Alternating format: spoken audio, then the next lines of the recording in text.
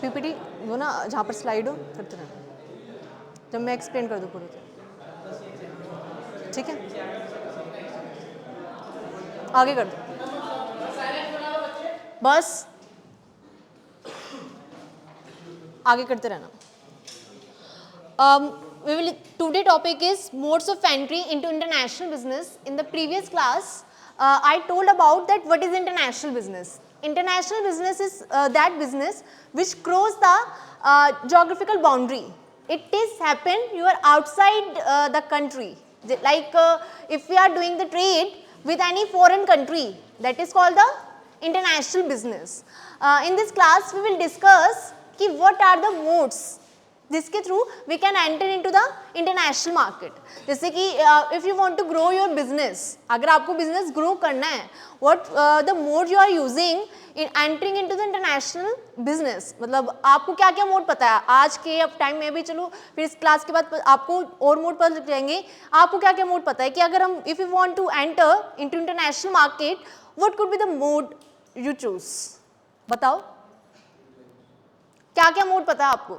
अगर आपको international business में आपको एंटर करना है तो किस मोड के थ्रू कर सकते हो. एक्सपोर्टिंग, ये तो नॉर्मल है. और हाँ, licensing and franchising and FDI, yes, FII, more, yes, merger and acquisition.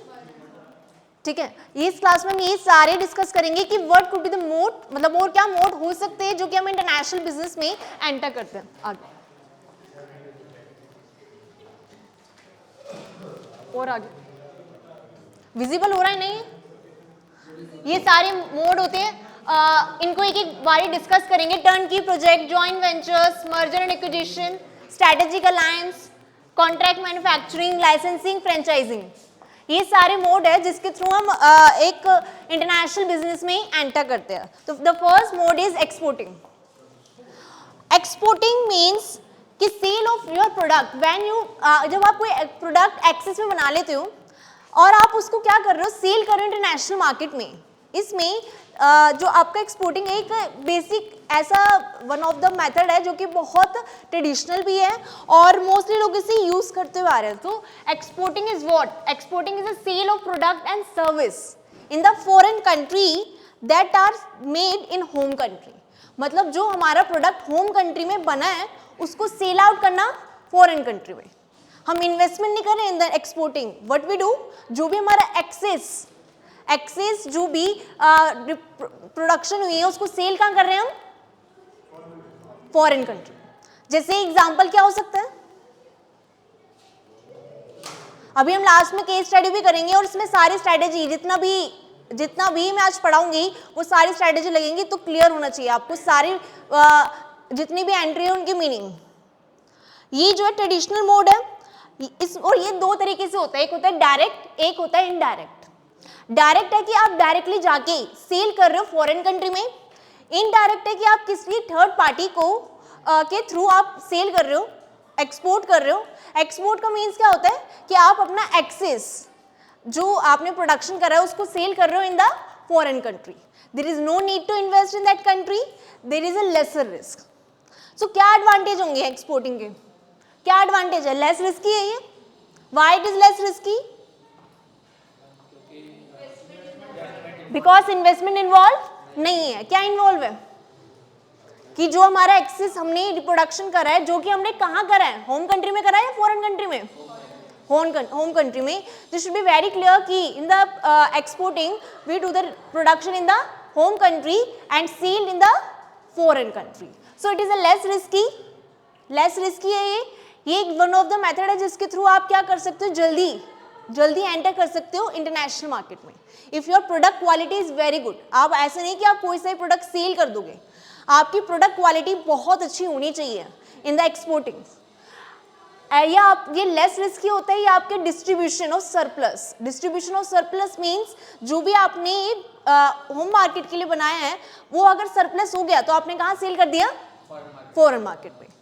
और इसका क्या फायदा है? फास्टर मार्केट एक्सेस है as compare to other.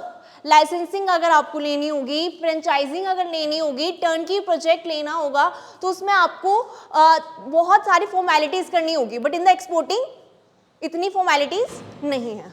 It is a faster way to enter into international market and ये डायरेक्ट कोई investment नहीं मांगता. It doesn't require any kind of investment in the foreign country. It is one of the advantage. Then it increase the competitive and market share also.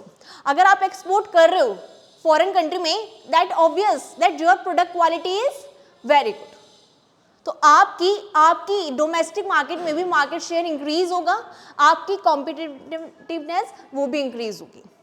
Clear advantage. What could be the advantage, क्योंकि last में हम case study करेंगे 3 और उसमें यही सारा जितना भी आज मैं करवाऊंगी 6 से 7 मोड है और कुछ डिफिकल्ट भी है, तो वो सारे मोड ही अप्लाई करने होंगे आपको केस स्टडी में. And then what could be the disadvantage, documentation बहुत है. डॉक्यूमेंटेशन होती है, आप 11th क्लास में पढ़ोगे कि there is so much documentation required in the exporting. And product adaptation हो या ना हो, हमारा प्रोडक्ट जो बना होता है, जैसे कि अगर मैं कहूँ डोमेस्टिक मार्केट के लिए बना है, तो वो डोमेस्टिक कंज्यूमर को सोच के बना होगा, फॉरेन कंज्यूमर को सोच के नहीं बना होगा. वो प्रोडक्ट अडेप्टेशन होगी या नहीं, ये वन ऑफ द चैलेंज है in exporting. Product adaptation means why the product adaptation is challenge, क्योंकि जो हमने प्रोडक्ट बनाया है वो किसके लिए बनाया है, होम ऑडियंस के लिए. हमारी नॉट द हमने फॉरेन सोच के नहीं बनाया था. देन पॉलिटिकल डिस्ट्रप्शंस बहुत होती है, फेस करनी पड़ती है. अलग अलग गवर्नमेंट नहीं चाहती. जैसे हमने भी एलपीजी कब स्टार्ट किया था, 1990s के बाद. उससे पहले क्या था, नहीं 1991 में एलपीजी आया था, तभी तो लाइक ग्लोबलाइजेशन आया है, अदरवाइज उससे पहले तो नहीं था. पॉलिटिकल डिस्ट्रप्शन बहुत है, जैसे कि लाइक चाइना नहीं एंटर करने देगा किसी को अपनी मार्केट में, इतनी लाइक जो कि उनकी पॉलिसी नहीं मानी.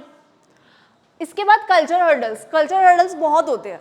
कल्चर हर्डल मीन्स कि हमारा कल्चर अलग है एंड दूसरी कंट्री का कल्चर अलग है. ये वन ऑफ द प्रॉब्लम है एक्सपोर्टिंग की, कि कल्चर हर्डल होते हैं और हमारी लैंग्वेज क्या है और उनकी लैंग्वेज क्या है, उसे समझने में भी बैरियर आएगा. उनके कल्चर अलग है, हमारा काम करने का तरीका अलग है. हमारे में लाइक लेट होना इज ओके लाइक 5-10 मिनट तो चलता है, लेकिन वहाँ लेट होना it's not okay. Currency fluctuation होगी, हम किस करेंसी में काम करते हैं और वहाँ की करेंसी क्या है, क्योंकि एक्सपोर्टिंग करेंगे तो जो सामने वाली पार्टी होगी वो हमें कौन सी करेंसी में पे करेगी, हमारी में या उनकी में. और अब उनकी में हो रही है करेंसी में, तो वो अगर हमारे टाइम पे आके उसकी डेप्रिशिएशन हो गई या एप्रिशिएशन हो गई, उसका फर्क पड़ेगा. और वो भी डिमांड एंड सप्लाई फर्क पड़ता है ना उसके. तो इसमें आपका एक्सपोर्टिंग में करेंसी फ्लक्चुएशन भी होगी और मल्टी करेंसी पेमेंट होती है. ये सारे इसके डिसएडवांटेज हैं. डिसएडवांटेज भी ध्यान रखना है, एडवांटेज भी ध्यान रखना है. यू हैव टू सजेस्ट कि कौन कब ये बेस्ट रहेगा. नेक्स्ट है लाइसेंसिंग. एक्सपोर्टिंग सबको क्लियर है, कोई डाउट एक्सपोर्टिंग में, कोई डाउट क्लियर है ना. एग्जाम्पल भी लिख सकते हो, जैसे कि we are selling the spices in the foreign country, that is one of the example of exporting. Then licensing क्या होता है, हमने कोई इंटेलेक्चुअल प्रॉपर्टी राइट बनाया, उसको हमने किसी को दे रहे. जैसे कि I am making something very innovative, जिसका मैंने पेटेंट ले लिया, and if I want to enter into the international market, बंदा मुझे लाइसेंस फीस देगा और उसको यूज कर सकता है. इसमें लाइसेंसिंग में आई एम नॉट इन्वेस्टिंग डायरेक्टली. क्या होगा, मैंने अपनी इनोवेशन आइडिया का जो भी था उसका एक पेटेंट करवा लिया. वो पेटेंट कोई दूसरी पार्टी इंटरनेशनल मार्केट में एंटर करने के लिए मुझे पे करेगी.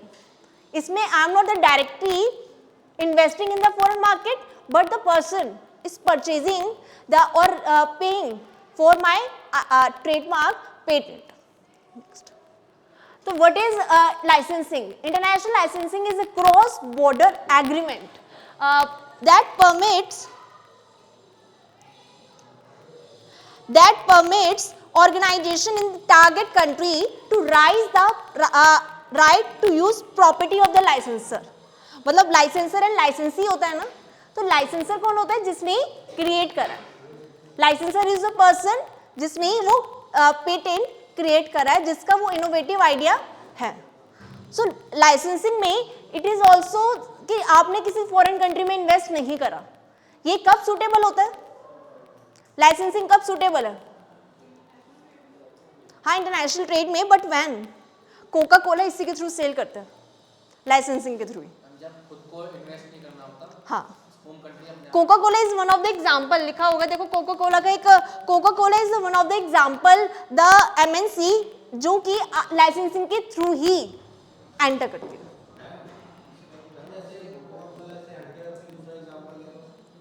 बहुत है, अगर आप रियल लाइफ में पढ़ोगे तो, अगर आप इसको और स्टडी करोगे, लाइसेंसिंग के और एग्जाम्पल दिख जाएंगे. आप इंडिया भी दिख जाएंगे और फॉरेन में भी दिख जाएंगे, लेकिन वो थोड़े कम नोन है, कम नोन है. You can search, come known है, लेकिन इतने जो नोन, मतलब एक होता है ना कि एक अच्छा वाला example, that is Coca Cola, वो ज़्यादा टाइम से यूज़ करते हुए आ रहे हैं.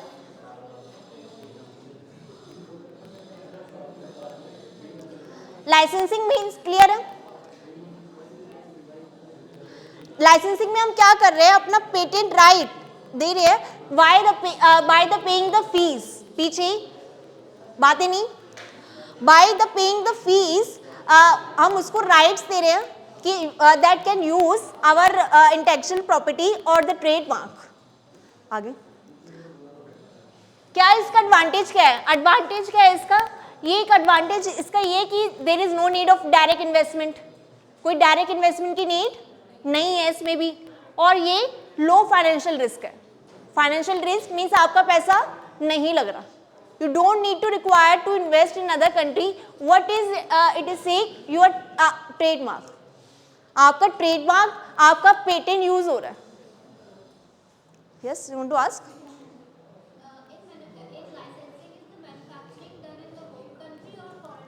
फॉरेन, मतलब जो भी आपका वो ले रहा है लाइसेंसिंग का, जो ट्रेडमार्क ले रहा है फॉरेन कंट्री में, क्योंकि लाइक होम कंट्री में तो आप बना ही रहे हो. लेकिन अगर it is one of the form of entering into the international business. Internationally हम अपने आप बिजनेस कौन से मोड के थ्रू इंक्रीज कर रहे हैं. सो इंटरनेशनली, जैसे कि अगर आप लाइसेंस ले रहे हो कोका कोला का, सो आपको उनके अकॉर्डिंग पूरा तरीके से काम नहीं करना पड़ेगा. वो आपको ग्रांट कर देंगे पेटेंट या trademark. You have to work according. Licensing में फॉरेन मार्केट आप एंटर कर सकते हो विदाउट एनी इन्वेस्टिंग. साथ ही साथ इससे आपको लेस इन्वेस्टमेंट, आपको रिसर्च एंड डेवलपमेंट में इन्वेस्ट नहीं करना पड़ेगा. अदरवाइज अगर आपको एंटर करना हो इंटरनेशनल मार्केट में, आपको रिसर्च एंड डेवलपमेंट करना पड़ेगा. इसमें लाइसेंसिंग में पहले से ही रिसर्च एंड डेवलपमेंट होती है. व्हाट यू हैव टू पे अ फी. एक फीस के बदले आप क्या कर रहे हो? Use license. तो इसमें आपको investment, research and development invest करने की जरूरत नहीं है. और ये जो है आप प्रोडक्ट फेलियर से भी बच सकते हो, क्योंकि वो स्टैब्लिश है पहले से. लाइसेंसिंग में जो प्रोडक्ट होते हैं वो स्टैब्लिश है. तो वो जो रिस्क होता है कि प्रोडक्ट फेलियर हो जाएगा. अगर मैं कोई प्रोडक्ट क्रिएट करके सेल कर रही हूँ इंटरनेशनल मार्केट में, तो हो सकता है कि वो फेल हो जाए. लाइसेंसिंग में वो चांस क्या हो गया? कम हो जाता. क्या क्या और बताओ, और क्या फायदे हो सकते हैं लाइसेंसिंग के आपके अकॉर्डिंग? हाँ ठीक है, it is one of the form of passive income.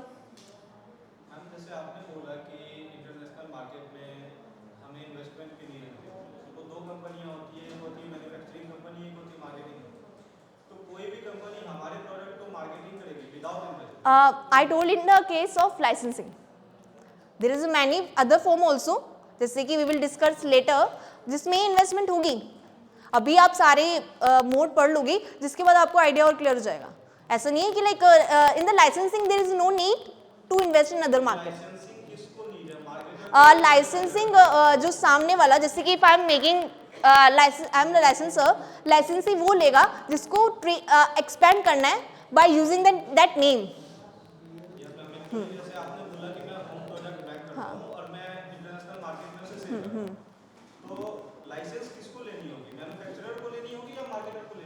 Manufacture जो मतलब करेगा, हाँ हाँ, सेल करना चाहता है जो, मतलब bye using that name,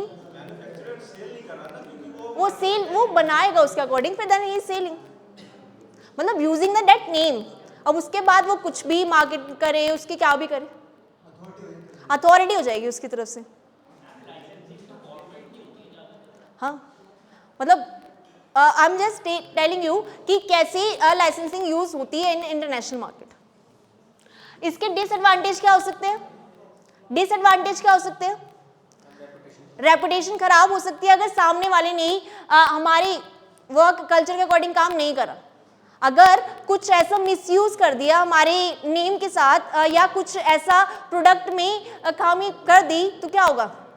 down हो सकती है मार्केट। जैसे देखते हो कि आते रहते एग्जांपल कि जैसे कोई सा भी आउटलेट ने अच्छा प्रोडक्ट नहीं बनाया तो वो सारे आउटलेट पे उसका फर्क पड़ता है, एक पर्टिकुलर आउटलेट का नहीं, अगर उस पूरी चीज को फॉलो ना किया हो तो उस बाकी पे भी फर्क पड़ता है। सो इसके डिसएडवांटेज क्या हो सकते हैं कि बोथ द पार्टी को मेंटेन करनी पड़ेगी। देयर इज नो नीड कि एक ही पार्टी जो सारी रिस्पॉन्सिबिलिटी निभाएगी, बोथ द पार्टीज की मेंटेन प्रोडक्ट क्वालिटी। ये नहीं कि मैंने लाइसेंसिंग दे दिया तो मुझे बस पैसा ही चाहिए, मेरी जो रिस्पॉन्सिबिलिटी है वो खत्म।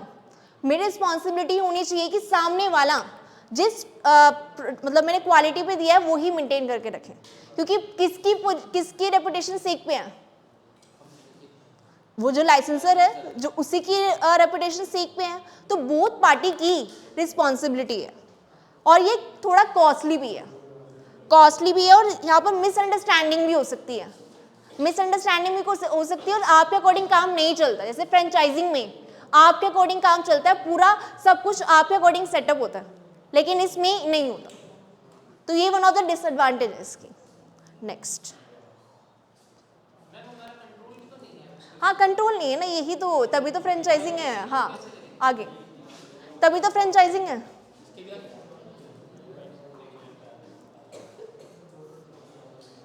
What is franchising?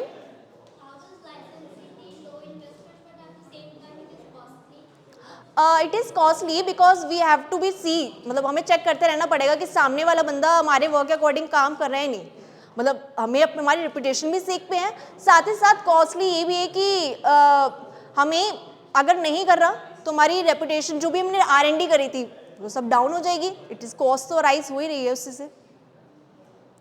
Franchising, franchising में क्या होता है? How the licensing is different from franchising. आपने सुना होगा, कौन कौन सी फेमस फ्रेंचाइजिंग सुनी है? मैकडोनल्ड्स और इसमें क्या होता है? What is how the franchising is different from licensing? क्या होता है? देखो लाइसेंसिंग में भी आप सामने वाले पर्सन को अपना ट्रेडमार्क IP यूज करने दे रहे हो, बातें नहीं। If you want to talk आप जा सकते हो, पढ़ लो। इन द फ्रेंचाइजिंग आप पूरी नो हाउ देते हो उन्हें, मैनेजमेंट भी मैनेज करते हो। इवन आपने देखा होगा जैसे मैकडीज, उनका आउटलेट भी सेम होते हैं। फ्रेंचाइजिंग में मैनेजमेंट, लाइसेंसिंग में तो ये होता है कि जैसे आपने दे दी permission, but there is a no control नहीं होता सामने पे कि मैनेज कैसे कर रहे हैं। लेकिन फ्रेंचाइजिंग में वो चीज जो लिमिटेशन है लाइसेंसिंग की वो कम हो जाती है। So what is franchising? ये क्या इंटरनेशनल मार्केट का एक वन ऑफ द मोड है। और क्या है, दिख रहा है? फ्रेंचाइजिंग एग्रीमेंट होता है कि इसमें डायरेक्ट, इसमें आप अपना IP तो राइट एक्सप्लोर करने दे रही हो, साथ ही साथ आप मैनेज भी करते हो सामने वाले को।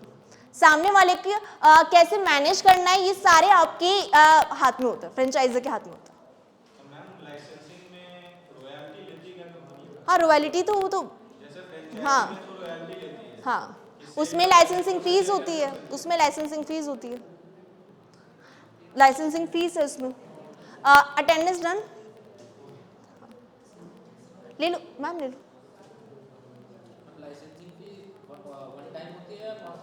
डेट डिपेंड कंपनी तो हाँ कॉन्ट्रैक्ट बेसिस। आगे, अब क्या इस फ्रेंचाइजिंग की एडवांटेज है? एडवांटेज क्या है कि आपका रिस्क कम हो गया। आप if you want to open the franchising, आपको पहले से एक सेटअप हुआ वो बिजनेस मिला हुआ है, देयर इज नो नीड कि आपको कोई रिस्क होगा, तो इससे आपका रिड्यूस हो जाता है रिस्क। साथ ही साथ स्टैब्लिश ब्रांड मिलेगा। If you want to open the franchising, पहले से established brand है. There is no need to do research and development, to do more advertising in order to attract the customers. ये franchising का one of the advantage है कि franchising में आपका risk क्या हो जाता है, पहले से ही reduce है. Why the risk is reduced? Why the risk is reduced? Already establish business होता है फ्रेंचाइजिंग में, तो उससे आपका रिस्क रिड्यूस हो जाता है. फ्रेंचाइजिंग लोग क्यों लेते हैं, क्यों लेते हैं? यूनिफॉर्म होते हैं, साथ ही साथ उनका एक ब्रांड है, ब्रांड वैल्यू है कि कस्टमर जो है वो उनको परचेज, उनकी सेल डिप नहीं होती इतनी. हाँ, वो कोई चांस अगर कभी कुछ हो गया, जैसे पेंडेमिक आ गया तो कुछ हो सकता है, अदरवाइज ये इसका फायदा कि स्टैब्लिश ब्रांड मिलेगा आपको. अगर आपको इन्वेस्ट करो, आप खुद से ब्रांड बनाना चाहोगे तो क्या होगा, आपका बहुत इन्वेस्टमेंट लगेगी, आपको मार्केट रिसर्च करना पड़ेगा. There is need to do market research in franchising. हाँ, लेकिन आपको ब्रांड तो पढ़ना ही पड़ेगा. जैसे ही मैकडी अगर आपको लेनी है तो वो तो पढ़ना ही पड़ेगा उसके बारे में. लेकिन देयर इज अ नीड कि आपको मार्केट रिसर्च करना पड़ेगा, कंज्यूमर को पढ़ना पड़ेगा. ये सब करने की जरूरत ही नहीं है फ्रेंचाइजिंग में. तो ये इसका एडवांटेज है कि रिस्क रिड्यूस हो जाता है. साथ ही साथ क्या होता है, स्टैब्लिश ब्रांड मिलता है. लोअर कॉस्ट कैसे होगी इसमें?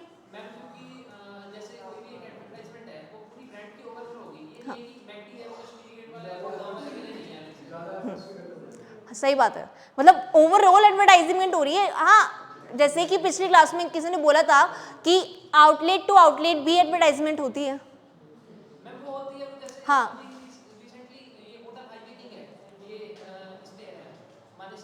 हाँ, हाँ, वही एग्जांपल दे रहे थे पिछली क्लास में कि वो स्पेसिफिक होता है. लेकिन मोस्ट ऑफ केसेस में देयर इज नो नीड कि हमें आउटलेट की एडवर्टाइजमेंट करनी पड़े. और साथ ही साथ लोकल एक्सपर्टीज मिलती है. लोकल एक्सपर्टीज कैसे?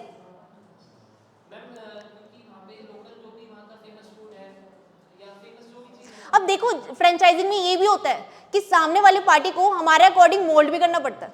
जैसे कि McD's and these all are selling beefs in the other countries but not in our country. Menu change करना पड़ता है. हमारे यहाँ के लोगों को थोड़ा तीखा खाना पसंद आता है, तो वो थोड़ा उसके अकॉर्डिंग मेन्यू में चेंज करना पड़ता है.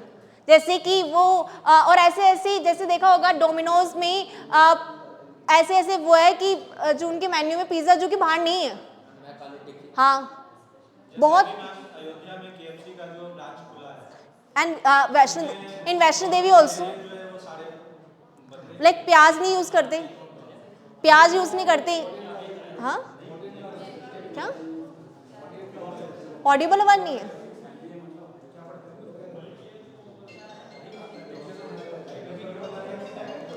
व्हाट? आवाज नहीं आई मुझे. अच्छा, हाँ, ये मैं कह रही हूँ कि अकॉर्डिंग चेंज करते हैं वो. तो ये दीज आर एग्जांपल कि फ्रेंचाइजिंग अगर ले रहे हैं तो साथ साथ उसको आपको लोकल अकॉर्डिंग चेंज भी करना पड़ता है. फिर इसके डिसएडवांटेज क्या है? डिसएडवांटेज क्या हो सकता है? डिसएडवांटेज तो जैसे अब मान लो किसी भी प्रोडक्ट है, जैसे हम मैकडी की फ्रेंचाइजी लेते हैं, तो पहले तो डिसएडवांटेज ये है कि उसकी पॉलिसी इनोवेशन नहीं रहेगा. वन ऑफ द डिसएडवांटेज क्या है? इनोवेशन आप कर ही नहीं सकते. आप इनोवेटिव बंदे हो, आपको इनोवेशन करने की आदत है. In order to attract consumers, is possible कि you can do innovation in franchising. So जो इनोवेशन करना चाहते हैं उनके लिए तो फ्रेंचाइजिंग सूटेबल है ही नहीं.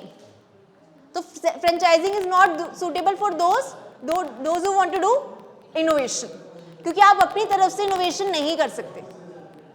आप चेंजेस अपनी तरफ से नहीं ला सकते. क्या चेंजेस ला सकते हैं? अगर लाना होंगे तो फ्रेंचाइजर जिसकी कंट्रोल में होगा वही चेंजेस ला सकते हैं. लीगल इश्यूज होते हैं बहुत. साथ ही साथ ब्रांड रेपुटेशन पे भी फर्क पड़ता है. If you not follow the policies, if you not follow the procedure. Understood? इसके बाद है कम्युनिकेशन एंड लैंग्वेज बैरियर. कौन सी कंट्री से हम नई फ्रेंचाइजर लियो और हमारी कौन सी कंट्री है, लैंग्वेज बैरियर होगा, कल्चर बैरियर होगा, समझना पड़ेगा उन्हें. जैसे कि इंडिया तो ठीक है, एक अच्छा खासा कस्टमर मिलता है सबको, तो अट्रैक्ट होते हैं, सभी मार्केट अट्रैक्ट होती है यहाँ पर इंडिया में तो, ठीक है। मतलब सभी जितने भी बड़े बड़े ब्रांड है वो अट्रैक्ट होते हैं, लेकिन कुछ छोटी कंट्री में क्यों जाना चाहेंगे, वहाँ का कल्चर समझना पड़ेगा उन्हें, वहाँ के कल्चर के बारे में स्टडी करनी पड़ेगी। तो ये है कि कम्युनिकेशन एंड लैंग्वेज बैरियर्स भी होते हैं। इसमें कोई डाउट एडवांटेज एंड डिसएडवांटेज में, और आप कुछ ऐड करना चाहो डिसएडवांटेज में या एडवांटेज में, जो आपको लग रहा हो कि ये एडवांटेज इसका हो सकता है फ्रेंचाइजिंग का, आपको क्या लग रहा है कि आप इसके बेनिफिट्स हो सकते हो?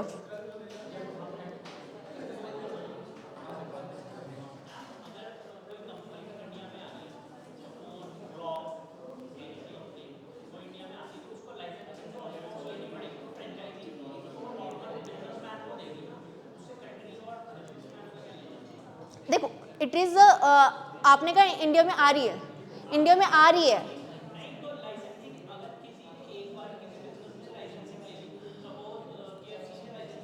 लाइसेंसिंग नहीं फ्रेंचाइजिंग होगी वो। लाइसेंसिंग तो आपका देखो, लाइसेंसिंग अभी नेक्स्ट में, हाँ वो licensing it is that licensing is different and that franchising is different. Licensing आप वो कह रहे हो कि वो परमिट ले करेगा, इस मतलब इंटरनेशनल मार्केट में एंटर करने की परमिट करना, वो लाइसेंसिंग वो दूसरी होती है कि मतलब आप कैपेबल हो to enter into international market, वो लाइसेंसिंग अलग होती है। वो था कि आपने कोई इनोवेशन बनाया, उसका पेटेंट कर लिया और आप उसको लाइसेंसिंग फीस के थ्रू कर रहे हो, हाँ। लेकिन अभी जैसे मैं इसमें डिफरेंस बताऊंगी, फिर इसके बीच आपका डाउट वापस क्लियर करती हूँ। Licensing versus franchising confuse terms है, लेकिन अब हम डिफरेंस देखते हैं, क्या इसके डिफरेंस हो सकते हैं। Franchising agreement and licensing agreement बहुत सेम सा लगा होगा कि licensing and franchising are same ही, लेकिन क्या डिफरेंस है इसमें? सबसे पहली बात कि सेल एंड परचेज, फ्रेंचाइजिंग में जो पूरा एडवर्टाइजमेंट सब कुछ everything is done with the in the hand of franchisor.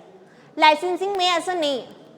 Licensing में आपके ऊपर सामने वाले का कंट्रोल नहीं है, आप बस अपना इंटेलेक्चुअल प्रॉपर्टी राइट दे दिया, आपने बस अपना इंटेलेक्चुअल प्रॉपर्टी राइट दे दिया, आपको ज्योग्राफिकल एंड कमर्शियल जो भी वो कर रहे हैं उस पर कंट्रोल नहीं रहेगा आपका। ये वन ऑफ द इसका डिफरेंस है। साथ ही साथ ये भी इसका डिफरेंस होता है कि फ्रेंचाइजिंग में मैनेजमेंट कंट्रोल होता है फ्रेंचाइजर के हाथ में, मैनेजमेंट के हाथ में मैनेजमेंट कंट्रोल है, लेकिन लाइसेंसिंग में ऐसा नहीं होता है, वो सामने वाला आपका इंटेलेक्चुअल प्रॉपर्टी राइट यूज कर रहा है। इसके आगे भी डिफरेंस है, ये और क्लियर हो जाएगा इससे आपको।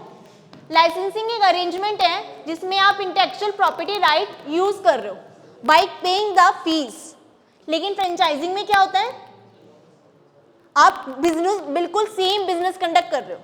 लाइसेंसिंग में आप जो आपने से लाइसेंस लिया है उससे थोड़ा बिजनेस आपका अलग हो सकता है, लेकिन फ्रेंचाइजिंग में नहीं हो सकता। और क्या हो सकता है कि रजिस्ट्रेशन लाइसेंसिंग में मैंडेटरी नहीं है, इसमें मैंडेटरी है, ये क्लियर होना चाहिए। और ट्रेनिंग लाइसेंसिंग में नहीं दी जाएगी, ट्रेनिंग नहीं दी जाएगी, लेकिन फ्रेंचाइजिंग में दी जाएगी, क्योंकि आपको उनके अकॉर्डिंग ही काम करना है। कुछ इनकी आपने देखा होगा KFC और ये इनके कुछ सीक्रेट रेसिपीज होती हैं, वो आपको तभी बताएंगे जब आप उस क्लॉज को फुलफिल करते हो, ठीक है। ये इससे और आपको डिफरेंस क्लियर हो जाएगा। ये जो होता है कॉन्ट्रैक्ट लॉ गवर्न करता है, वाइल ये जो गवर्न करता है वो कंपनीज लॉ फ्रेंचाइजिंग रेगुलेशन के अंदर होता है गवर्न। इससे थोड़ा क्लियर हुआ। और डिग्री ऑफ कंट्रोल इसमें किस में होता है, सिर्फ और सिर्फ इंटेलेक्चुअल प्रॉपर्टी पे, इसमें ओवरऑल इसमें फ्रेंचाइजी का कंट्रोल है पूरे उसकी बिजनेस पे भी और उसके प्रोसेस पे भी। इससे आपको और क्लियर हो जाएगा कि हमें लाइसेंसिंग कब एंटर करना चाहिए और कब फ्रेंचाइजिंग। और साथ ही साथ इसमें वन टाइम ट्रांसफर है, इसमें वन टाइम ट्रांसफर नहीं है। अगर कुछ न्यू अपडेट आया, आपने देखा होगा कि मैकडीज के आउटलेट बदल गए, पहले से बदल गए हैं, थोड़े बहुत तो बदले हैं, थोड़ा उनका रिनोवेशन हुआ है, सारे में थोड़ा सीटिंग अरेंजमेंट चेंज हुआ है एज कम्पेयर टू पहले, तो सभी में हुआ है, सारे आउटलेट्स में हुआ है, एक दो आउटलेट्स में नहीं हुआ।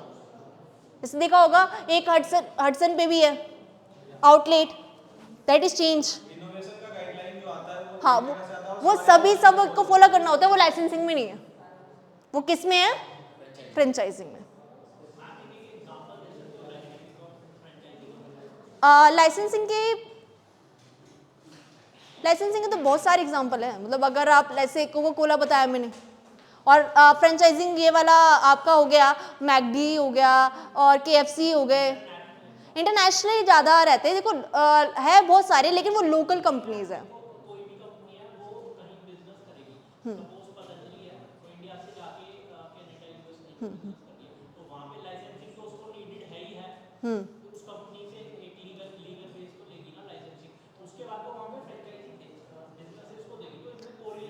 देखो आप जो कहना चाह रहे हो ना, मुझे वो ये लग रहा है कि आप ये कह रहे हो कि दूसरी मार्केट में एंटर करेगी तो पहले वो लाइसेंसिंग लेके करेगी या फ्रेंचाइजिंग लेके करेगी, यही कहना चाह रहे हो ना। देखो कोई भी कंट्री आपको वो तो करना ही पड़ता है, मतलब प्रोसीजर तो फॉलो करना ही पड़ता है कि अगर आपको इंटरनेशनल मार्केट, मतलब वो अलग लाइसेंस है, वो अलग लाइसेंस है कि आप दूसरी मार्केट में एंटर करना चाहते हो, वो प्रोडक्ट की लाइसेंसिंग होती है कि आपका प्रोडक्ट इतना मीट करता है। मतलब जैसे हमारी कंट्री में होती नहीं है कि आपका प्रोडक्ट क्वालिटी सारी क्वालिटी होनी चाहिए, तो वो लाइसेंस ही तो मिल रहे हैं उन्हें, हाँ वो सारे लाइसेंस ही तो है। लेकिन फ्रेंचाइजिंग उसकी ब्रांड वैल्यू है, फ्रेंचाइजिंग क्या है, उसकी ब्रांड वैल्यू। हाँ, और ये इसमें फीस स्ट्रक्चर नेगोशिएबल होता है, लाइसेंसिंग में बातचीत करके कम हो सकता है, लेकिन फ्रेंचाइजिंग में नेगोशिएबल नहीं होता। ये ध्यान रखना है कि फ्रेंचाइजिंग में नेगोशिएबल नहीं होता। कौन सा दिख रहा है, दिख रहा है अब? Free structure in the case of licensing negotiable है, लेकिन इन the case of franchising negotiable नहीं है। इतना स्टैंडर्ड है, इतना दो, नहीं देना तो जाओ, लेकिन लाइसेंसिंग में क्या होता है, नेगोशिएबल है। कोई डाउट इसमें?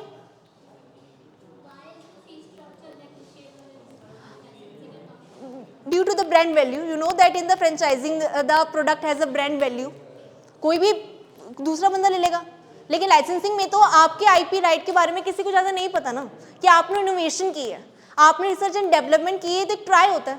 लाइसेंसिंग तो बंदा लाइसेंसिंग के बाद यही चाहेगा उसका फ्रेंचाइजिंग बनेगा,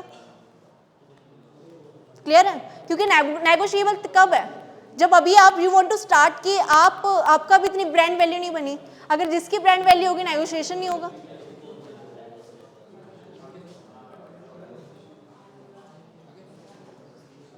इसके बाद जॉइंट वेंचर भी सुना होगा, वन ऑफ द मेथड। 3 हो गए, एक है आपका exporting, second licensing, third franchising, fourth one is joint venture. आगे जॉइंट वेंचर क्या होता है? जब एक फॉरेन की कंपनी अपनी डोमेस्टिक कंपनी के साथ मिलके क्या करते हैं, प्रोडक्शन। जॉइंट वेंचर है कि दो कंपनी मिल जाए, जैसे कि Maruti Suzuki, one of the example. जब फॉरेन कंपनी लोकल कंपनी के साथ मिलके वेंचर आउट करती है, इंटरनेशनल बिजनेस में एंट्री करती है, that is called the joint venture. जरूरी नहीं है कि जैसे लोकल कंपनी को कैप्चर कर लिया, if you want to enter into international market, आपने वहां की लोकल कंपनी, फेमस कंपनी को परचेज कर लिया, सो यही। हाँ,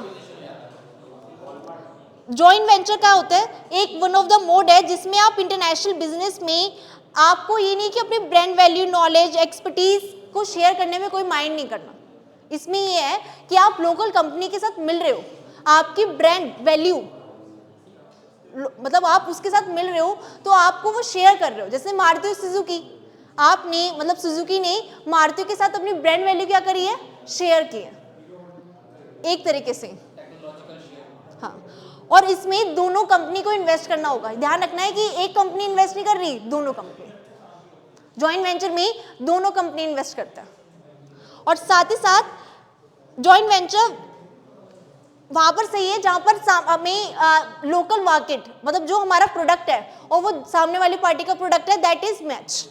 या तो अलग होगा, अलग कैसे जॉइंट वेंचर कर लेंगे? जॉइंट वेंचर कब सूटेबल है? जैसे मारुति सुजुकी क्या कब सूटेबल था ये? क्योंकि दोनों ऑटोमोबाइल सेम काम कर रहे हो तभी सूटेबल है ये। हाँ, कॉन्ट्रास्ट भी होते हैं। हाँ, लेकिन कॉन्ट्रास्ट नहीं है ना, वो तो उसकी बर्गर के साथ वो हो गया ना, एकदम यू कॉन्ट्रास्ट भी नहीं हुआ। रिलेटेड तो है ना, फास्ट फूड बिजनेस से रिलेटेड तो है, लेकिन ऑफ कोर्स लाइक कोई भी अगर बर्गर खा रहा है तो want to drink Pepsi also. Advantage क्या रहेंगे इसकी? जॉइंट वेंचर क्या होता है? जॉइंट वेंचर क्लियर हो गया कि two companies come together and do the business, one could be international, another one is local, ये होता है जॉइंट वेंचर। जॉइंट वेंचर के क्या एडवांटेज है कि इसमें आप कोई सी भी पार्टी मतलब कोई सी भी जगह आप इन्वेस्ट कर सकते हो। आपको ही देखना है मेरा प्रोडक्ट, पीछे बातें नहीं, बहुत बातें हो रही है, डिस्टर्बेंस क्रिएट हो रही है इससे। आप अपनी चूजन मार्केट में जाके बिजनेस ग्रो कर सकते हो, साथ ही साथ आपका जो रिस्क है वो भी कम हो जाता है। आप वहाँ की लोकल पार्टनर से मिलके वहाँ की लोकल एक्सपर्टीज का फायदा उठा सकते हो। मतलब there is no need to do research and development in the case of joint venture. हाँ, आपको ये करना है कि कौन सी कंपनी बेस्ट रहेगी, लेकिन जिस आपको लोकल कंपनी के साथ आप मिले हो, लोकल कंपनी के साथ मिले हो, उसकी आपको एक्सपर्टीज मिलेगी। तो इसका वन ऑफ द एडवांटेज क्या होता है? क्या एडवांटेज है इसका? लोकल वाली, हाँ, मतलब क्योंकि हमारे साथ एक पता है कि एक डोमेस्टिक प्लेयर हमारे साथ है, और साथ ही साथ इसमें आप एक वन ऑफ द फॉर्म है जिसके थ्रू आप जल्दी एंटर कर सकते हो, क्योंकि जो लोकल मार्केट है मतलब जो उसके कंज्यूमर्स तो पहले से ही होंगे, कंज्यूमर होंगे ना, कंज्यूमर है तभी, और हमारा एक स्टैब्लिश बेस ही मिल जाएगा हमें, और हमने एंटर भी कर लिया उस मार्केट में। जैसे कि इंडिया में ना, आपको बताया इंडिया तो बहुत मतलब one of the most populated country है, तो बहुत सारे क्या मिल जाएंगे? कंज्यूमर। तो यही वन ऑफ द एडवांटेज है कि जो लोकल है उस पर क्या कर लो, उसके साथ वेंचर आउट मतलब वेंचर करके, जॉइंट वेंचर करके you can enter into international market. Then disadvantage क्या है इसकी? क्या आपको डिसएडवांटेज लगते हैं इसकी? और हाँ, एक्सचेंज, एक तो यही कि लाइक जो सीक्रेट्स है वो क्या होते हैं, कॉम्प्रोमाइज करने पड़ेंगे हमें। स्किल्स भी कॉम्प्रोमाइज होगी ऑफ कोर्स, और साथ ही साथ कल्चर बैरियर भी हो सकता है। कल्चर बैरियर भी हो सकता है, सामने वाला, मैंने बताया ना कि ऐसे जापान और इंडिया कितना कल्चर बैरियर रहेगा उनका, दो कंपनी मिली है, वहाँ का कल्चर क्या हो, यहाँ का कल्चर क्या हो। मैंने बताया ना कि वहाँ पर बहुत पंक्चुअल होते हैं, यहाँ नहीं है ऐसा, लेकिन उनको ऐसा फिर ऐसा लगेगा कि क्या है ये। अगर दो कंपनी मतलब अगर मिल रही है कंपनी, तो उनके कल्चर भी कहीं ना कहीं मैच करने चाहिए, अदरवाइज क्लैशेस होंगे। और क्या हो सकता है इसकी? लीगल प्रोसेस है, कॉम्प्लिकेटेड प्रोसेस है। आगे इसके बाद होता है स्ट्रैटेजिक एक्विजिशन। स्ट्रैटेजिक एक्विजिशन का मैं आपको एक एग्जांपल दे देती हूँ कि जैसे गूगल ने एंड्रॉयड को खरीदा था, हाँ वो मतलब दे रही हूँ मैं, फेमस वाले वही दे रहा मैंने। स्ट्रैटेजिक एक्विजिशन का one of the example is कि गूगल ने परचेज किया एंड्रॉयड इन 2005। स्ट्रैटेजिक एक्विजिशन क्या होता है? जिसमें इसमें जॉइंट वेंचर नहीं हो रहा, पूरा का पूरा एक्वायर हो रहा है, पूरा का पूरा एक्वायर होता है, इससे बोलेंगे स्ट्रैटेजिक एक्विजिशन। अभी नेक्स्ट आएगा, उसमें बता दूंगा, उसमें लास्ट में स्लाइड में हैगा, नहीं अभी नहीं। स्ट्रैटेजिक एक्विजिशन का मतलब होता है कि आपका पीछे यू टू डोंट टॉक कि कंपनी जो है उसका एग्जिस्टिंग मार्केट में पूरा कंट्रोल है, तो वो होगा आपका स्ट्रैटेजिक एक्विजिशन। इसमें आप डायरेक्टली या इनडायरेक्टली इन्वेस्ट कर रहे हो, डायरेक्टली या इनडायरेक्टली इन्वेस्ट कर रहे हो, और आप पूरा का पूरा एक्वायर कर रहे हो उसको। आगे बढ़ो। इसके एडवांटेज क्या रह सकते हैं कि आपको स्क्रैच से बिजनेस स्टार्ट नहीं करना, आपको स्क्रैच से स्टार्ट नहीं करना, आपको स्टैब्लिश बिजनेस मिला हुआ है पहले से ही, आपने उसे परचेज किया पूरा का पूरा और चलाया।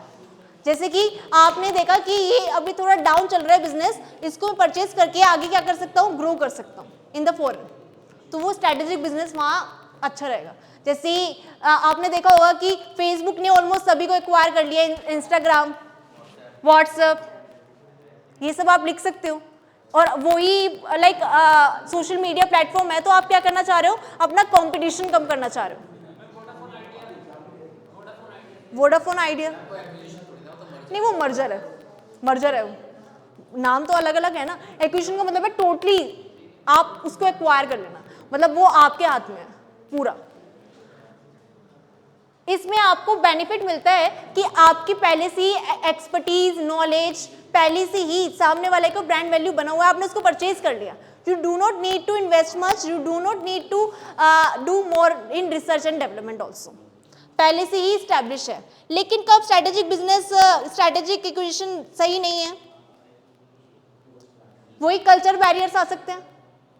कल्चर बैरियर्स तो आपने देखा सभी में ही है, कल्चर बैरियर्स आ सकते हैं, साथ ही साथ और क्या हो सकता है, टेक्नोलॉजिकल प्रोसेस में डिफरेंस, कि आपका काम करने का तरीका कैसा हो और सामने वाले का कैसा हो।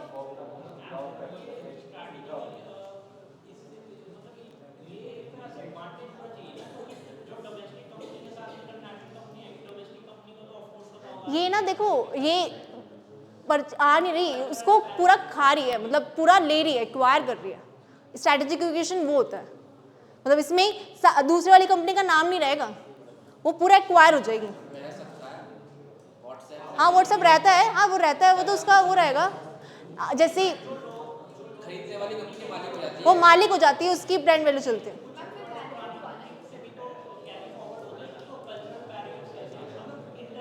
कल्चर बैरियर्स पता कहाँ आते हैं, मैनेजमेंट में, वो हमें ओवरऑल नहीं दिखते, वो मैनेजमेंट में आते हैं। हाँ वो इंटरनल में आएंगे कल्चर बैरियर्स, और थोड़ा ये भी होता है कि जैसे पॉलिसीज बनती है उसमें आ सकते हैं कहीं ना कहीं, अदरवाइज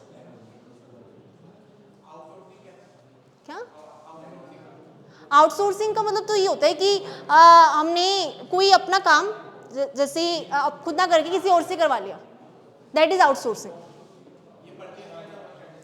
क्या ये आउटसोर्सिंग नहीं, एक्विजिशन से अलग है। इसके बाद एफडीआई। एफडीआई में क्या होता है, डायरेक्ट इन्वेस्टमेंट होता है। ये जो होता है, ये वन ऑफ द मेथड है जिसके थ्रू सामने वाली, मतलब जो आप कंट्री जो होती है, जो बिजनेस है, वो हमारी कंट्री में इन्वेस्ट करता है एटलीस्ट 10%, एटलीस्ट। तो एफडीआई, हाँ मैक्सिमम डिपेंड करता है कि कौन सी मतलब हर एक कंट्री के हिसाब से रेगुलेशन होते हैं, जैसे कि कुछ में 51 होता है, कुछ में 49 है, किसी में 100% भी है। लेकिन किस चीज का, एटलीस्ट 10% ऑफ व्हाट? एटलीस्ट अभी बताऊंगी, डेफिनेशन है इसके नेक्स्ट। एफडीआई क्या है कि अगर आपको ओवरसी मार्केट में एंटर करना है, so you have to do investment. It is like foreign direct investment. जैसे आपने देखा होगा एप्पल ने सेटअप किया है अपने बहुत सारे मैन्युफैक्चरिंग आउटलेट्स, कहाँ पर, इन इंडिया। सो ये भी एग्जांपल हो सकता है। और क्या हो सकता है, एफडीआई तो बहुत इन है क्योंकि लाइक हमने मेड इन इंडिया प्रमोट कर रहे हैं। सो एफडीआई इज वेरी इन कि आप यहाँ इन्वेस्ट करो आके। एफडीआई बाकी लोगों से, बाकी वाले मेथड से अलग है। एक्सपोर्टिंग हो गया, फ्रेंचाइजिंग हो गया, इसमें सामने वाली कंट्री में आके, फॉरेन कंट्री में आके इन्वेस्ट करती है। FDI is one of the form through which a company entering into the overseas market by making an investment। और इसमें मैन्युफैक्चरिंग लोकली करते हैं ताकि इंपोर्ट ड्यूटीज ना पे करनी पड़े। इंपोर्ट ड्यूटीज क्यों पे नहीं करनी पड़ेंगी, एक्सपोर्ट इंपोर्ट कोई ना हो रहा। हाँ इंश्योरेंस में भी होती है, लेकिन इंपोर्ट ड्यूटीज अगर इसमें हमें पे नहीं करनी पड़ेगी, मतलब फायदा मिलेगा उस चीज का। नेक्स्ट वाली स्लाइड, उसमें इसकी डेफिनेशन भी है। An investment into foreign firm is considered FDI अगर एट लीस्ट 10% वोटिंग पावर होगी फर्म में, एटलीस्ट 10%। फॉरेन डायरेक्ट इन्वेस्टमेंट में कंट्रोल आप मैनेज करना चाह रहे हो और साथ ही साथ इन्फ्लुएंस करना चाह रहे हो फॉरेन मार्केट के ऑपरेशन। आप इन्वेस्ट कर रहे हो फॉरेन मार्केट में, इसे बोलते हैं एफडीआई। बाकी में जैसे देखा फ्रेंचाइजिंग में तो जस्ट फीस दे दी, मैनेजमेंट कर लिया, लेकिन इसमें in out everything. You are establishing the unit here, you are making the product here and selling in the domestic market, any foreign company. ये ऐसा नहीं कि हमारी लोकल कंपनी एफडीआई कैसे करेगी? बाहर की कंपनी आके इन्वेस्ट कर रही है डोमेस्टिक बिजनेस में, डोमेस्टिक हमारे उसमें, तो कहेंगे एफडीआई। और एटलीस्ट 10% स्टेक होनी चाहिए। अब वोटिंग पावर, शेयर। मान लीजिए एप्पल यहाँ पे आके एफडीआई करके अपनी फैक्ट्री सेटअप कर रहा है ना? हाँ, तो दूसरा तो कोई बिजनेस है नहीं, तो 10% किस चीज का? 10, हाँ मैं समझ गई। जो इन्वेस्ट कर रहा है ना उसने टोटल, तो उसमें मतलब उस एरिया में जो उसमें कर रहे हैं उसमें 10% होना जरूरी है। सेक्टर में मैम, सेक्टर तो नहीं, नॉट सेक्टर, वोटिंग जितनी भी उसकी वोटिंग पावर है, मतलब जितना वो पैसा इन्वेस्ट कर रहा है उसका 10% ओवरऑल होना चाहिए।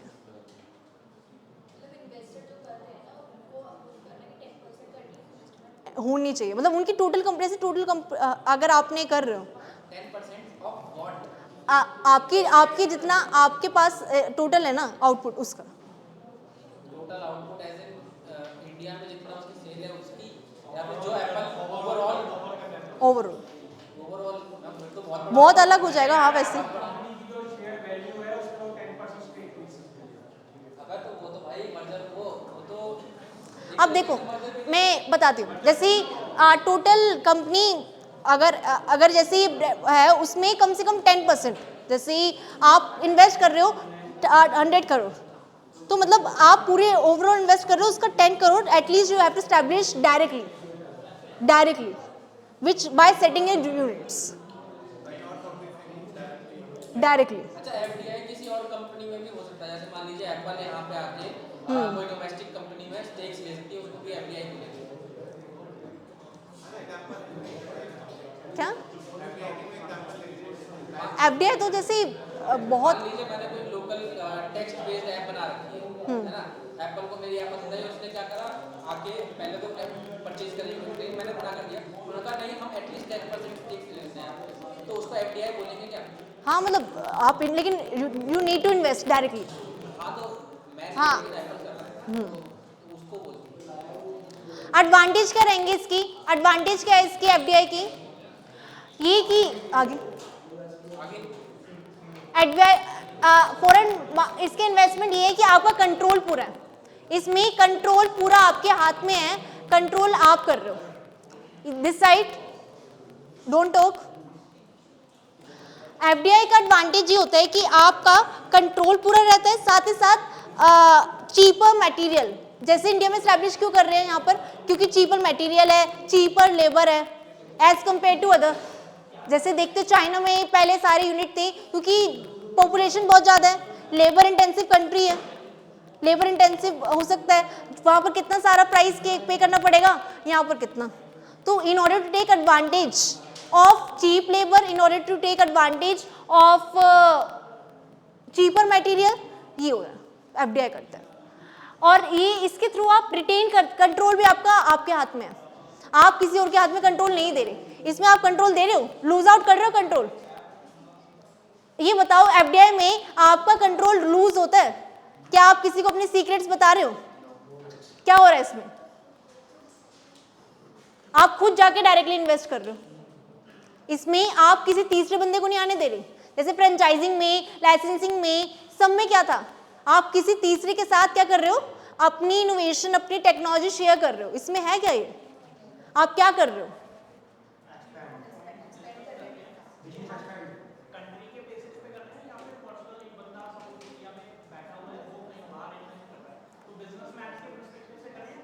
इसमें कंट्री, मतलब कंट्री में आके आप डायरेक्ट इन्वेस्ट करना है। ये सारे पॉइंट जितना भी हम कर रहे हैं, it is like one of the modes कि आपको इंटरनेशनल मार्केट में कैसे एंटर कर सकते हो। कंट्री एक बिजनेस अगर if they want to grow so कौन से मोड यूज कर सकते हैं हम। अभी हम केस स्टडी हम करेंगे नेक्स्ट, इसके दो दिन बाद केस स्टडी है, उसमें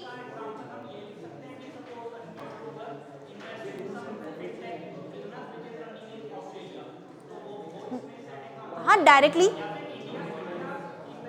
जरूर एफडीआई में ये है कि एक बंदा इसकी फॉरेन में यूनिट है वो डायरेक्टली इन्वेस्ट कर रहा है in other countries FDI. It doesn't mean कि वो डोमेस्टिक कंपनी कर रही है या फॉरेन कंपनी कर रही है. अगर हमारी रिलायंस अगर कोई भी कंपनी जाके दूसरी जगह इन्वेस्ट कर रही है दैट इज ऑल्सो एफडीआई.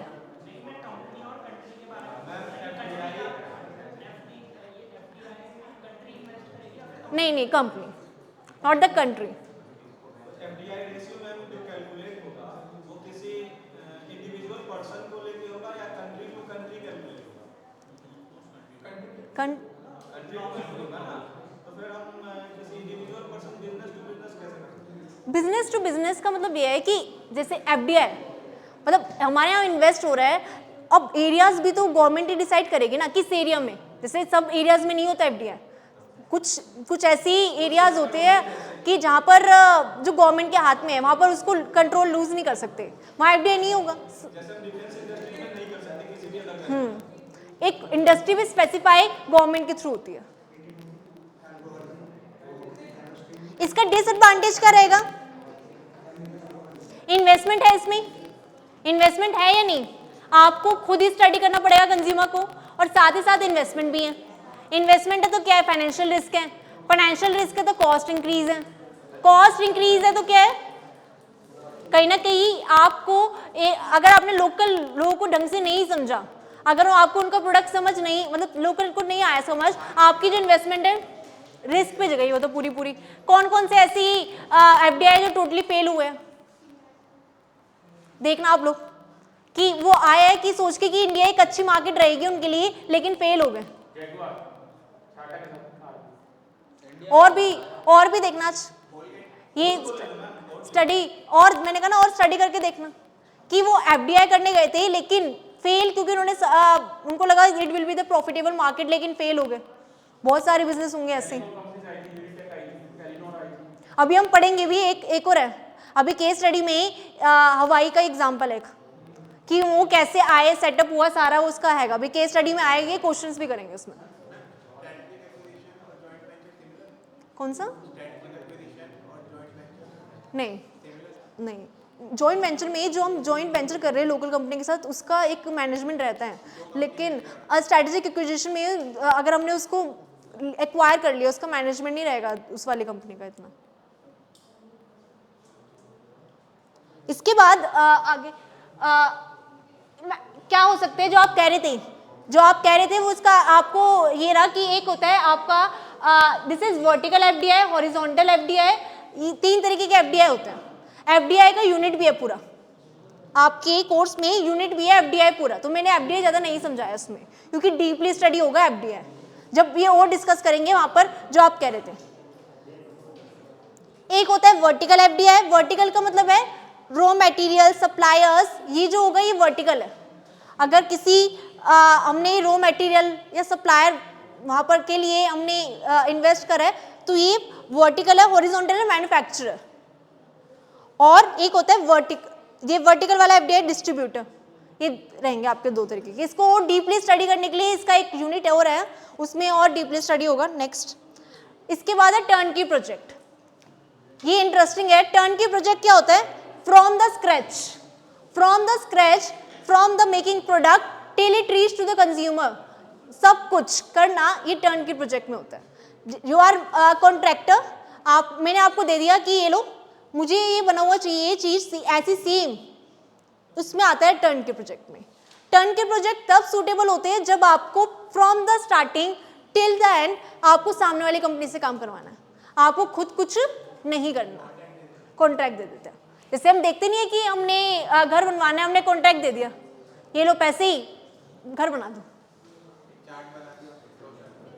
जैसे आपने देखा होगा मेट्रो की नो हाउ. मेट्रो पहले तो वो एक तरीके का वही था ना मतलब हमें तो कुछ नहीं पता था. हमें तो बस ये था कि हमें यहाँ पर मेट्रो है. लेकिन अब तो कहीं ना कहीं हमें नॉलेज है. तो टर्नकी प्रोजेक्ट एक वन ऑफ द मेथड है जिसमें डिजाइन कंस्ट्रक्शन एवरीथिंग किसके हाथ में रहेगा? Foreign country.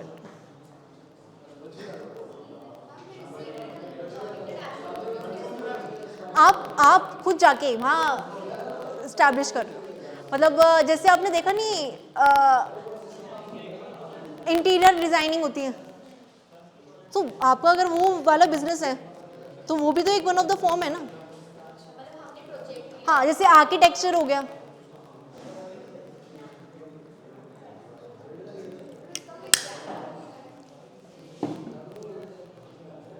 बहुत सारे ना कॉन्ट्रैक्टर कंपनीज होती हैं, उनके लिए ये अच्छा एग्जाम्पल रहेगा। मतलब मैं आपको उसकी मेन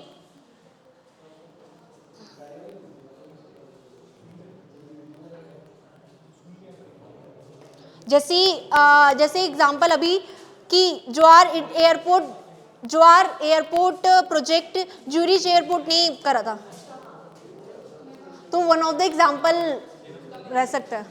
जैसे तो इसमें हम क्या होता है कि वहाँ की कंपनी की एक्सपर्टीज का फायदा लेने के लिए पूरा प्रोजेक्ट उससे दे देते हैं। सो ये वन ऑफ द मेथड है, from the scratch till it make the product सामने वाली कंपनी बना रही है, but we are paying the money. Turnkey project clear है? इसके एडवांटेज क्या है इस स्लाइड में कर दूंगी शेयर। एक आपको कुछ सोचने की जरूरत नहीं है, वन स्टॉप सोल्यूशन है। What you need to do, payment. जैसे आपने ये भी देखा होगा, अगर आपको घर कंस्ट्रक्ट करवाना है, अगर आप कॉन्ट्रैक्टर को देते हो तो आपको क्या करनी पड़ती है, पेमेंट। डिजाइन उनका, कंस्ट्रक्शन उनका, सब कुछ उनका। व्हाट यू नीड टू पे द मनी। तो ये आप कहोगे हर जगह सूटेबल भी नहीं हो सकता, कुछ बिजनेस में सूटेबल है टर्न के प्रोजेक्ट। टर्न के प्रोजेक्ट सब बिजनेस में सूटेबल नहीं रहेगा। टर्न के प्रोजेक्ट दैट प्रोजेक्ट इन विच कि आपको from the starting till the end आपको बस प्रोडक्ट चाहिए, आपको किसी एक्सपर्टीज का फायदा उठाना है, ठीक है। आपने कहा कि सामने वाली कंपनी को कि आप पूरा बना दो, हम आपको पैसे कर देंगे, आउटसोर्स कर देना टोटली क्या, लेकिन वो आके आपके यहाँ बना रहे हैं। जैसे मैंने एग्जांपल दिया था एयरपोर्ट वाला कि जो आर एयरपोर्ट को ज्यूरिच एयरपोर्ट ने बनाने में हेल्प करें। हाँ, वो गवर्नमेंट के, जैसे मैं उसकी बात कर रही थी मेट्रो की, स्टार्ट वो तो हुआ है तो ऐसी है ना। इससे क्या होगा, कॉस्ट रिड्यूस हो जाएगी, there is no need to do research and development much.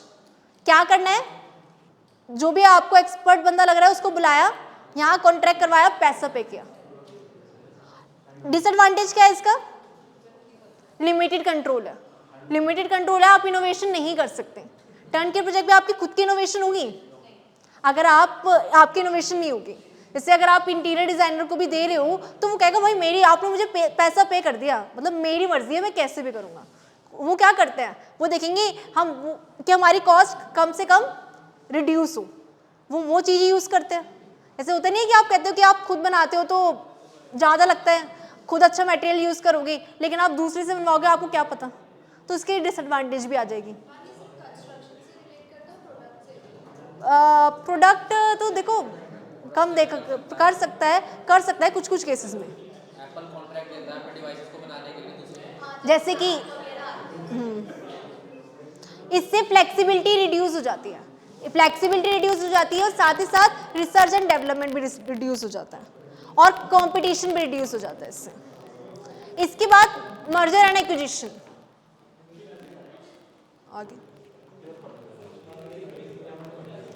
बहुत सारे हो गए, अभी देखो लास्ट में केस स्टडी आएगी, उसके थ्रू सारे क्लियर हो जाएंगे। तो अभी मैंने छोटी छोटी केस स्टडी रखी है, बहुत इजी।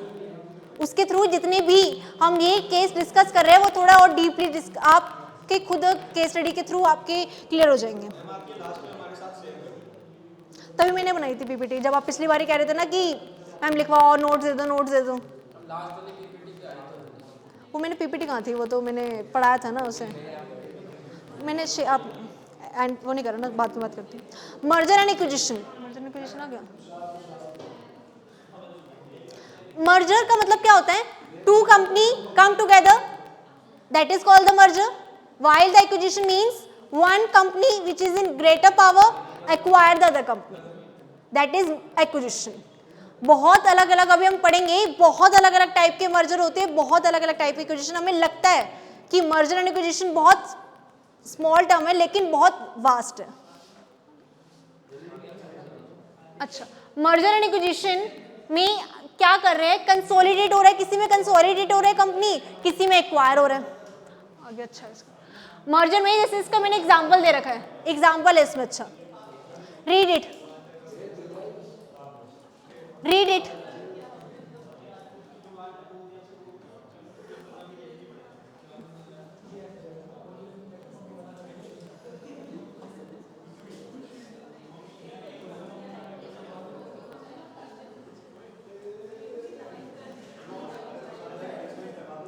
आप ये भी कर सकते हो कि मर्जर में दो कंपनी मर्ज हो रही है, लेकिन एक्विजिशन में एक कंपनी दूसरी कंपनी को एक्वायर कर रही है, ग्रेटर स्टेक उसकी और may be the major stake.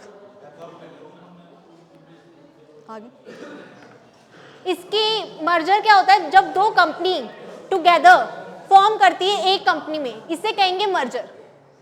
जब दो कंपनी मिलके एक कंपनी बन रही है, that is called the merger. While the acquisition में क्या होता है कि you are acquiring the take over the majority stake in other company, that is called the acquisition.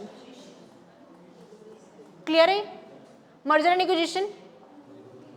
Acquisition का होता है कि जब आप टेक ओवर कर रहे हो मेजॉरिटी, वाइल एक्विजिशन में आप टेक ओवर कर रहे हो, वाइल द मर्जर में आप क्या कर रहे हो, मर्ज कर रहे हो।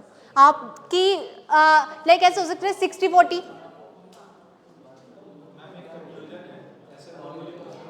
क्या जैसे मुझे जहाँ तक पता है कि किसी भी कंपनी में एज ए वोटिंग करने के लिए बोर्ड ऑफ डायरेक्टर की BOD में 11% शेयर होना चाहिए किसी भी शेयर होल्डर के पास वोटिंग करने के लिए, लेकिन आप कह रहे हो कि FDI में 10% मिनिमम है। It is one of the definition of IMF, मतलब it is a definition of IMF which is given by the, मतलब IMF की FDI टर्म कैसे करते हैं। अगर आप इसको FDI को अगर हम और रीड करेंगे तो ये मतलब जो डेफिनेशन है IMF ने गिवन करी है कि 10% तो एटलीस्ट, मतलब अगर आप इसको पढ़ोगे FDI को एटलीस्ट का मतलब क्या है कि more than it also, it at least है, एटमोस्ट नहीं बोला मैंने। इसके बाद टाइप्स, मर्जर एंड एक्विजिशन के बहुत सारे टाइप हैं, आपको वो सारी ये जो भी टाइप आएंगे, कंसोलिडेशन, टेंडर ऑफर, ये सब मर्जर ही है।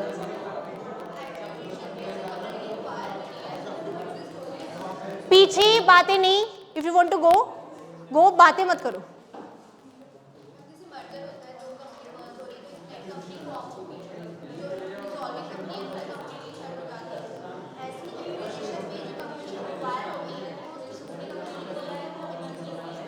हाँ वो तो पूरा उसका एक्वायर कर लिया ना, उसको ऐसे स्टार्ट आ गया, उसके सारे ऑपरेशंस अब्जॉर्ब हो गए। हाँ, अब जैसे ये टाइप्स है मर्जर एंड एक्विजिशन की, one of the type consolidation, tender offer, ये टाइप्स है। कंसोलिडेशन का मतलब क्या है, इसमें कोर बिजनेस ओल्ड स्ट्रक्चर को हटा के नया बिजनेस कंबाइन कर रहे हैं, तो उसे बोलते हैं consolidation. Consolidation is not another form of international, it is a come under the merger and acquisition. जैसे कि सिटी ग्रुप एंड ट्रेवलर्स ने कंसोलिडेट करके सिटी ग्रुप बना लिया, तो ये कंसोलिडेशन है। फिर इसके बाद टेंडर ऑफर में एक कंपनी दूसरी कंपनी में मेजर स्टेक लेना चाहती है, तो टेंडर ऑफर हो गया। नेक्स्ट मैनेजमेंट एक्विजिशन आता है। कभी कभी ना आप मैनेजमेंट को पूरा एक्वायर कर लेते हो, सिर्फ और सिर्फ मैनेजमेंट को, उसका मैनेजमेंट कर लिया, पूरा बिजनेस नहीं, सिर्फ और सिर्फ स्पेसिफिकली मैनेजमेंट एक्वायर करते तो उसे मैनेजमेंट एक्विजिशन कहता है। जैसे कि CEO और जो मेन जो मैनेज कर रहे हैं कंपनी, उससे एक्वायर कर रहे हो तो वो मैनेजमेंट एक्विजिशन में आएगा। इसके बाद मर्जर कैसे स्ट्रक्चर होते हैं, और एक होता है हॉरिजॉन्टल। हॉरिजॉन्टल होता है जब दो कंपनी जो कि डायरेक्ट कंपटीशन में है वो मिल रहे हैं तो उसे हॉरिजॉन्टल मर्जर कहेंगे। सेम कंपटीशन में वो मर्ज हो रहे तो उसे हॉरिजॉन्टल। वर्टिकल कि कस्टमर है कंपनी, एक सप्लायर है कंपनी है, तो उसे बोलेंगे से आइसक्रीम कंपनी ने कौन सप्लायर के साथ मर्ज कर लिया, तो उसे बोलेंगे वर्टिकल मर्जर। हॉरिजॉन्टल है कि सेम में, और वर्टिकल होता है कि एक सप्लायर है और एक मैन्युफैक्चरर, मतलब हो गया। इसके बाद कॉन्ग्रेनिक मर्जर, दो बिजनेस सेम कंज्यूमर बेस है, सेम कंज्यूमर बेसिस तो उसे बोलेंगे कोगेनेरिक मर्जर। जैसे कि टीवी मैन्युफैक्चरर ने केबल मैन्युफैक्चरिंग कंपनी के साथ मर्ज कर लिया तो उसे बोलेंगे कोगेनेरिक मर्जर। एक होता है मार्केट एक्सटेंशन मर्जर, जिसमें सेम प्रोडक्ट, दो कंपनी जो कि सेल कर रहे हैं same product in different market. और कॉन्ग्लोमरेशन तो आपने सुना ही होगा कि दो कंपनी जिनका, कॉन्ग्लोमरेट तो सुना ही होगा, दो कंपनी जिनका कोई बिजनेस एरिया सेम नहीं है मिल रहा है। और एक होता है प्रोडक्ट कि सेम मार्केट है, रिलेटेड प्रोडक्ट शेयर कर रहे हैं। तो ये वन ऑफ द फॉर्म है। इसके बाद है केस स्टडी। अच्छा नहीं, मैं भेज दूंगी। केस स्टडी नाउ ये आप करोगी, read it and give your point of view. ये आप लोग करोगे, read it and give your point of view.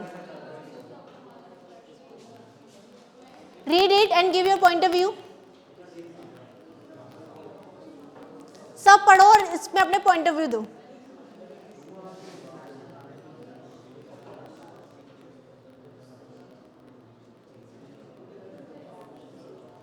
अगर नहीं है तो मैं इसमें दे देती हूँ, फोन में फोटो क्लिक कर लो। अगर जिसको नहीं दिख रहा फोन में फोटो क्लिक करके ग्रुप पे डाल दो।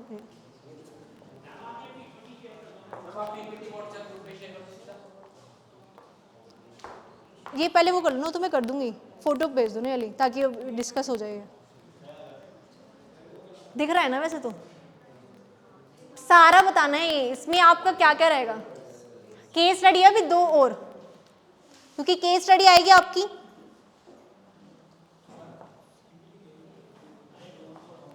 You are international manager of US business that has just developed a revolutionary new laptop that can perform the same function as existing laptop but cost only half as to the manufacturer.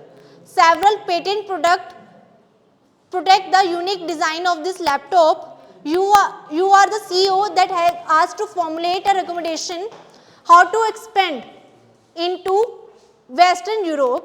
You have option are, एक तो है कि आपको export करना है US में, B है licence करना है यूरोपियन फर्म में, और या मार्केट कंप्यूटर करना है यूरोप में, या सेटअप करना है only on subsidiary in Europe. Pros and cons बताओ और क्या एक्शन लोगे आप सीओ के अकॉर्डिंग। सब कुछ वही है जो मैंने आपको पढ़ाया। अगर ऐसा आएगा तो केस स्टडी बेस ही, ये चीज आपसे तो पूछेंगे नहीं, ये जो भी आपका पेपर आएगा डायरेक्टली तो पूछने वाले नहीं आपसे। जज इट, मतलब इसको बताओ क्या करोगे। पहले ए वाला सोचो,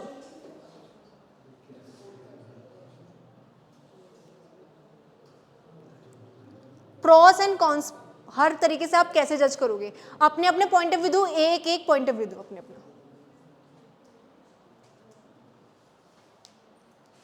एक एक पॉइंट ऑफ व्यू।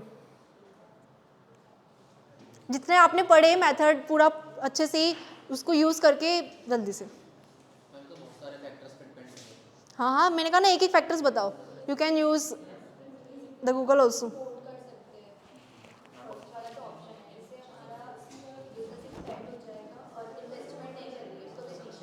पहले मतलब पूरा वो करके एक्सप्लेन करके, जैसे क्या बोल रहे हो। अच्छा, यूर ऑप्शन आर, क्यों क्यों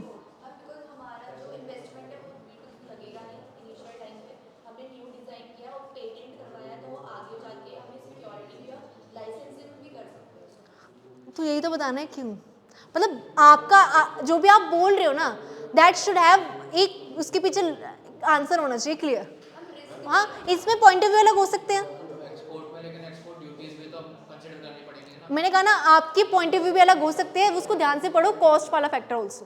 मैम ये जो केस स्टडी है इसमें आपने बताया कि हमें एक लैपटॉप मैन्युफैक्चर करना है जो पहले से लैपटॉप मार्केट में चल रहा है, और वो उसका जो कॉस्ट है वो जो एग्जिस्टिंग कॉस्ट है उससे हाफ होना चाहिए। तो उस हिसाब से आप ये क्या ऑप्शन दे रहे हो कि मतलब इस केस में क्या होगा? इस आपको ऑप्शन देखना है कि कौन सा बेस्ट रहेगा, क्या करें हम। इफ यू आर सीईओ, ये आपको तीन ऑप्शन मिले हैं, आप कौन सा चूज करोगे एंड वाई?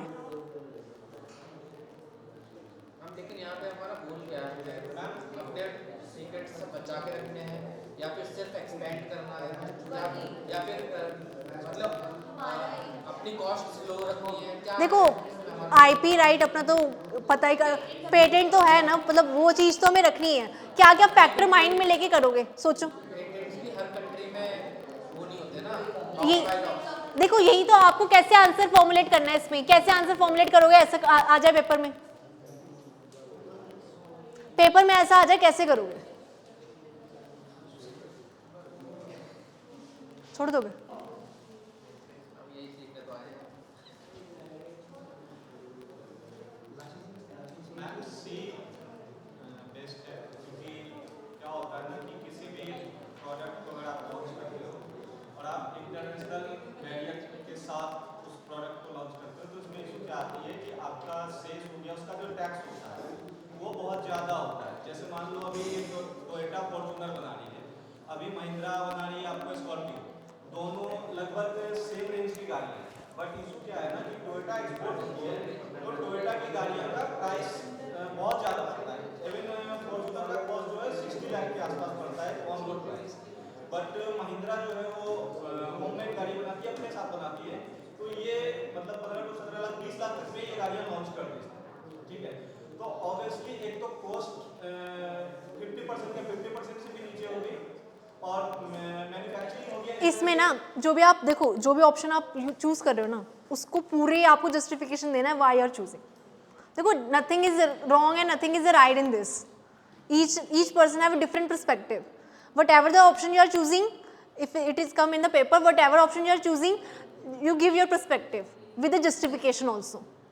कि जैसे आपके माइंड में ये जस्टिफिकेशन आई टोयोटा वाली, ये वाली आपको यू कैन गिव। मैंने कहा ना मेरा perspective and your perspective same नहीं हो सकता।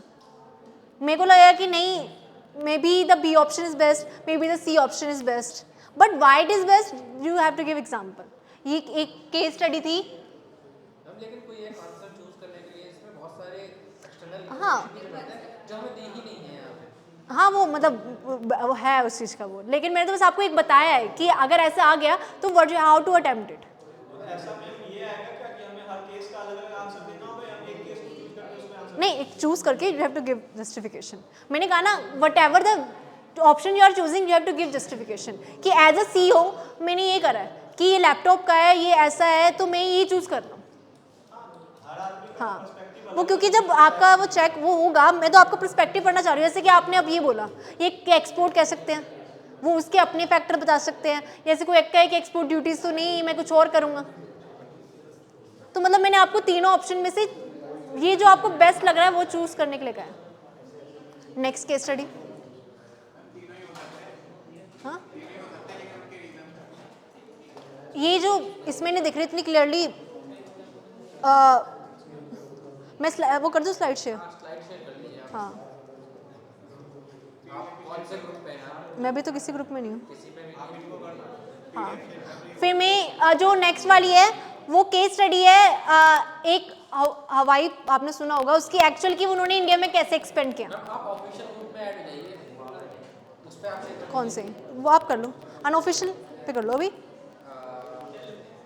ले लो।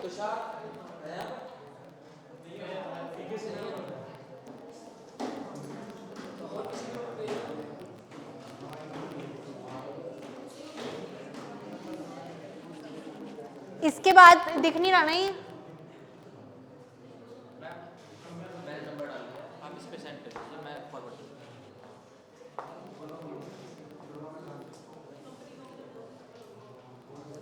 लेकिन जितना भी दिख रहा है पढ़ लो।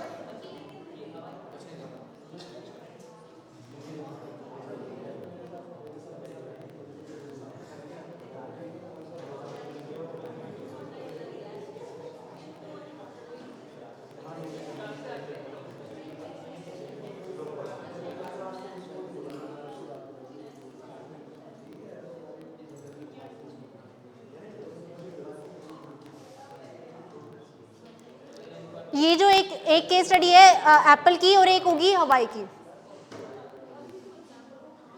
वो पूरी उसमें पूरा प्रॉपर गिवन है, जो कि इसमें नहीं गिवन था। यानी कि स्टडी में तो मैंने सिचुएशन दी थी आपको, ये जो फर्स्ट वाली थी वो सिचुएशन थी, जो सेकंड और थर्ड है उसमें सिचुएशन नहीं है, उसमें पूरी रियल लाइफ है कि उन्होंने कैसे एक्सपेंड करा।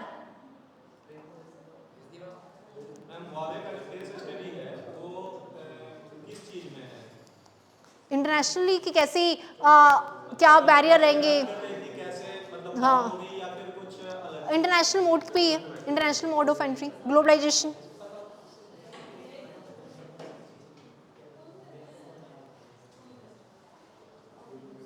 आ गई?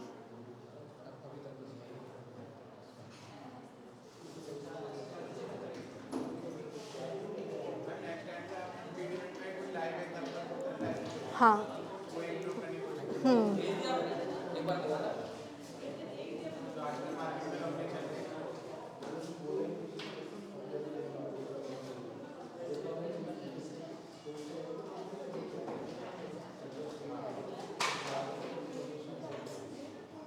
अब बाकी जितना दिख रहा है, नहीं तो फोटो क्लिक करके भेज दो उसकी, नहीं तो फोटो क्लिक करके भेज दो उसकी।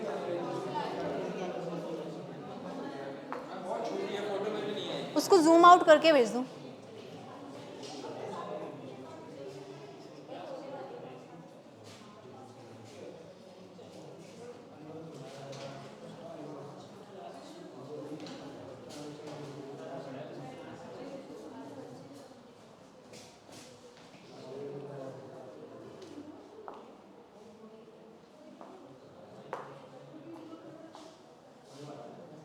आ गई?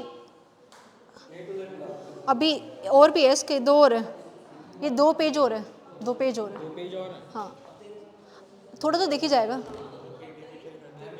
मैम पीडीएफ शेयर कर देते तो मैं, हाँ मतलब मैंने करा है, वो नेट नहीं चल रहा ना। अच्छा नेट की दिक्कत है।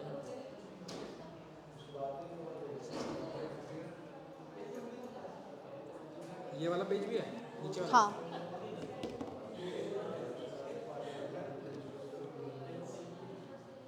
उसमें ये पूरा एग्जाम्पल है, आपको इजी है, हो जाएगी 5 मिनट में हो जाएगी।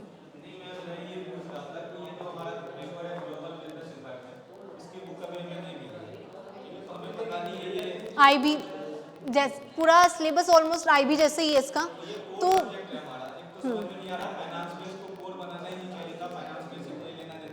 हाँ लाइक IB है। और ये अगर बनाया भी है तो ये हमें बुक नहीं मिलेगी, अभी कोई आइडिया नहीं है। और आप ये बता दो बस इसमें चैप्टर्स कितने हैं और किस किस पॉइंट के चैप्टर्स? यूनिट मतलब ऑलमोस्ट इसका ना मतलब सिलेबस जो है वो IB जैसा IB ही है। आपके पास इसका सिलेबस हाँ हैगा मेरे पास, आप इसकी सिलेबस भेज दीजिए। हाँ मैं सिलेबस भेज दूंगी। मोस्टली जो सिलेबस है इसका इंटरनेशनल बिजनेस आपने पढ़ा होगा, पढ़ा है? वही है, जैसे FDI FFI मतलब मोस्टली वही है कि कल्चर। अभी नेक्स्ट वाले में जैसे unit environment, political environment, culture environment, सारा ऑलमोस्ट IB जैसे ही है। देखो आ गया होगा।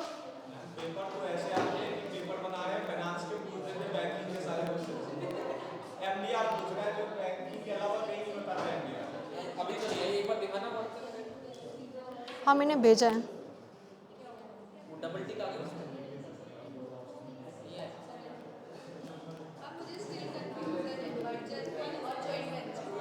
मर्जर और जॉइंट वेंचर में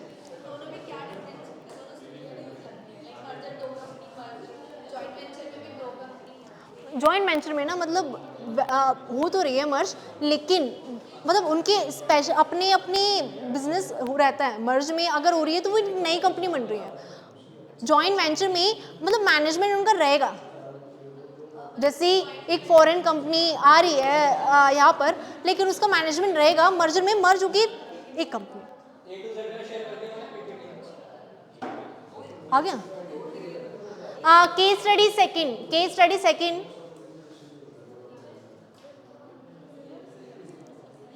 सेकंड केस स्टडी पढ़ो, दैट इज दिख रहा है ये हवाई।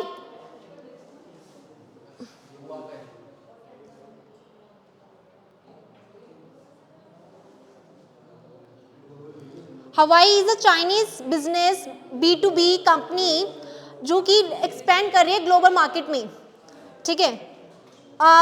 केस स्टडी आ गई, केस स्टडी आ गई, केस स्टडी रीड करो। ग्रुप में नहीं आई?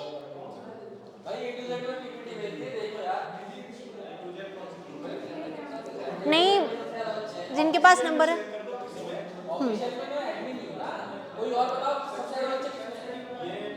ये भी नहीं, ये भी नहीं।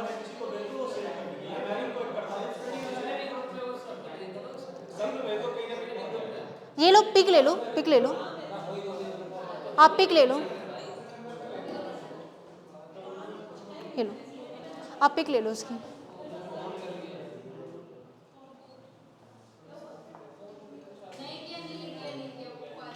बहुत सिंपल केस स्टडी है, पढ़ते ही सारा क्लियर हो जाएगा आपको।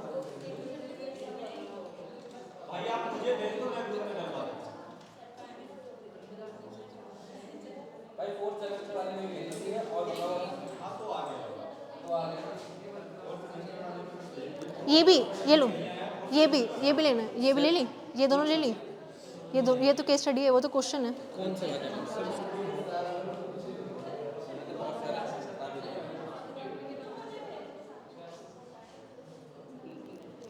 एक तो ये जो हवाई कंपनी है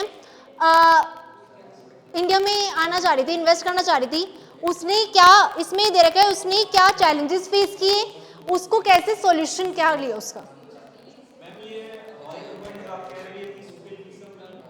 हवाई टेलीकॉम,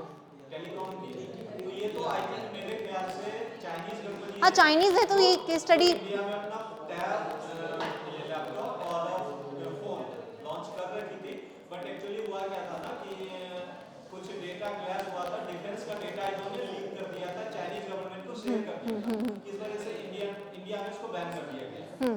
हाँ, लेकिन उन्होंने कैसे करा, कैसे आई वो उस पे एस्टैब्लिशमेंट।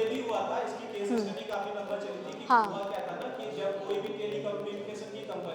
इंटरनेशनल मार्केट में जाती है ना, तो उसका चाइनीज गवर्नमेंट के साथ एक MOU साइन होता है, यस। आप सारा डेटा जो है वो ऑफिशियल शेयर करना पड़ेगा, यस साइन होगा। चाइनीज कंपनी में उसको बैन किया गया है। हाँ, इसकी सबसे पहले तो केस स्टडी को रीड करने से पहले इसकी क्वेश्चंस पढ़ लो कि वो क्या डिमांड कर रहा है, पूछना क्या चाह रहा है। Before reading the case study, read the questions कि क्या पूछना चाह रहा है, फिर देन केस स्टडी रीड करो, फिर आपको पता लग जाएगा कि एक्चुअली क्या पूछना चाह रहा है उसमें। अगले क्लास से ना पहली बात तो आप अपना लैपटॉप लेके आना। हाँ, लैपटॉप लाऊंगी मैं। दूसरी बात आप इस क्लास में बताना, क्योंकि ये जो आप दिखा रहे हो ना पीछे, ये अभी यूट्यूब पे किसी को पता नहीं चल रहा होगा उसमें क्या लिखा हुआ है। हाँ ठीक है, तो ये सबसे बड़ा इशू है। तो एक सेटअप सही से करवा लेना। हाँ, नहीं मैंने पहले ही बोला था इन्हें, बस वो था ना इंफ्रास्ट्रक्चर बैरियर तो रहता है। हाँ करवा लेना ताकि हम लोग अच्छे से डिस्कस कर पाए। हाँ, देखो इस फर्स्ट क्वेश्चन है कि क्या चैलेंजेस फेस किया कंपनी ने while enter into the international market, बहुत क्लियरली गिवन है केस स्टडी में। और compute those challenges with the challenges, और मैंने एक और इसमें नया वो दे रखा है कि अगर ये अफ्रीका में होती तो क्या चैलेंजेस फेस करती, जो कि इस केस स्टडी में नहीं गिवन है, तो जो आपको रिसर्च करना पड़ेगा इसमें। केस स्टडी आ गई है, read it. Second one is कि क्या की लर्निंग आपको मिलेगी, कि मतलब आपको क्या क्या लर्निंग मिली हवाई वाले लेसन से। इसमें आपको दो क्वेश्चन पूछ रखे हैं, एक तो आपको मिल जाएगा, लेकिन सेकंड का मतलब फर्स्ट का सेकंड पार्ट और सेकंड पार्ट आपको खुद आंसर जज करने हैं इसमें।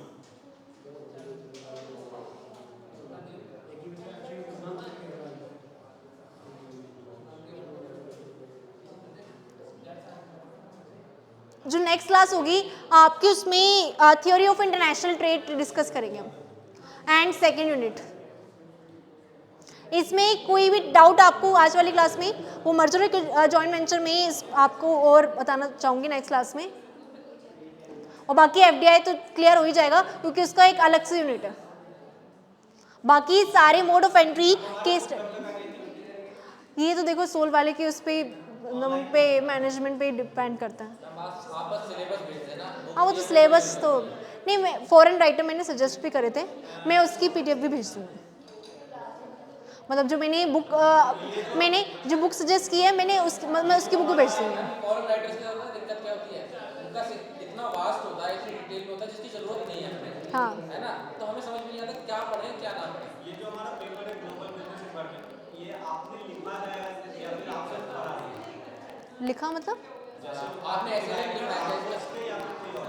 नहीं कोई और होगा। एसएलएम कोई और लिखा हाँ SLM कोई और लिखा। जैसे हमारे पिछले पेपर आए थे ना थर्ड सेम के, तो उसमें मार्केटिंग इंटरप्रेन्योरशिप का जो पेपर था वो रमेश सर पढ़ा रहे थे, तो रमेश सर उसमें से कुछ चैप्टर एक आध चैप्टर को लिख के थे। नहीं SLM राइटर में तो होते ही, तो उस टाइप का कुछ है आपके में या फिर आपने? नहीं मतलब ये मेरा PPT से पढ़ाऊंगी मैं, that is book is different. मैं सिलेबस के अकॉर्डिंग चल रही हूँ, मतलब बुक कब तक आए मैं जो मतलब सिलेबस में ही जो आपके गिवन है ना वो सारा कवर। पढ़ोगे तो हो जाओगे। आई भी है इतना कुछ तो है नहीं। हो गया वैसे डन हो गया नहीं।